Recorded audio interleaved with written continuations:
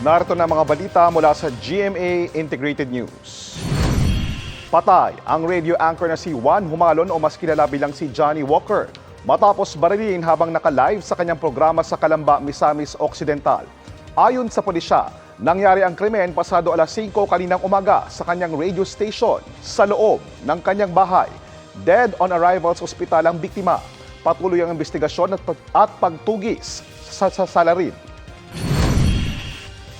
Narito naman iba pang balitang binabantayan ng GMA Integrated News. Sinuspinding LTFRB Chairman na si Teofilo Guadis III, balik na sa pwesto simula bukas.